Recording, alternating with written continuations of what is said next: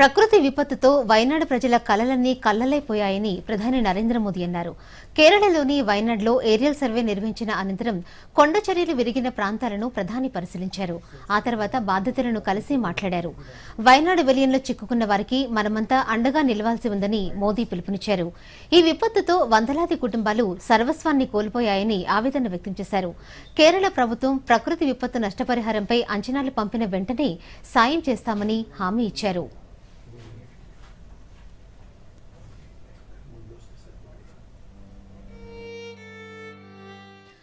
ప్రకృతి విలయంలో చిగురుటాకులా వణికిపోయిన వయనాడ్ జిల్లాలో ప్రధానమంత్రి నరేంద్ర మోదీ పర్యటించారు.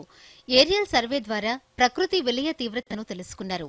కొండ చర్యలు విరిగిపడిన గ్రామాలను ప్రధాని స్వయంగా పరిశీలించారు.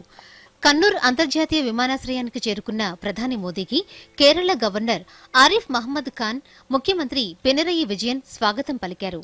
అనంతరం వాయుసేన హెలికాప్టర్లో వయనాడ్ జిల్లాలో కొండచర్యలు విరిగపడి తీవ్రంగా దెబ్బతిన్న ముండక్కై, చురాల్మల తదితర ప్రాంతాల్లో ప్రధాని విహంగ వీక్షణం చేశారు.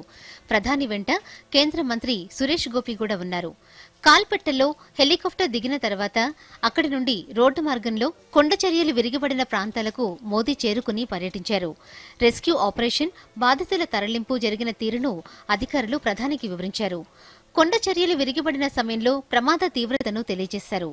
ఎన్డీఆర్ఎఫ్, ఎస్డీఆర్ఎఫ్ సహాయ సహకారాలను స్వయంగా తెలుసుకున్న ప్రధాని ఏ ప్రాంతాల్లో వరద బాధితులు ఎంత స్థాయిలో ఉన్నారనే విషయాలపై ఆరా తీశారు.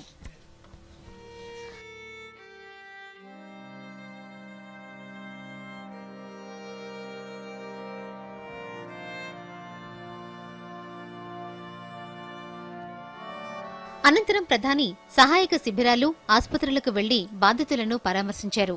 ప్రమాదంలో గాయపడిన వారికి అందుతున్న వైద్య చికిత్సలపై వైద్య బృందాలతో మాట్లాడారు. బాధితులకు అండగా ఉంటామని, ఆందోళన చెందాల్సిన అవసరం లేదని ప్రధాని భరోసా ఇచ్చారు. సహాయక చర్యల్లో పాల్గొన్న యువత, విద్యార్థులను ప్రధాని ప్రత్యేకంగా అభినందించారు. ఆ తర్వాత కేరళ ముఖ్యమంత్రి పినరయి విజయన్ ఉన్నతాధికారులతో ప్రధాని మోదీ సమీక్ష నిర్వహించారు. కొండ చర్యలు విరిగిపడిన ప్రాంతాల్లో బాధితులకు అన్ని రకాల సదుపాయాలు కల్పించాలని ప్రధాని ఆదేశించారు. జూలై 29, 30 తేదీల్లో చోటు చేసుకున్న ఈ ప్రకృతి విపత్తులో 300 మంది ప్రాణాలు కోల్పోయినట్లు అధికారులు ప్రకటించారు. వందల మంది గాయపడగా వారిని ఆసుపత్రికి తరలించి చికిత్స అందించారు. కొండ చర్యలు విరిగిపడడంతో వందలాది ఇళ్లు నేలమట్టమయ్యాయి. దీంతో అనేక మంది నిరాశ్రయులయ్యారు.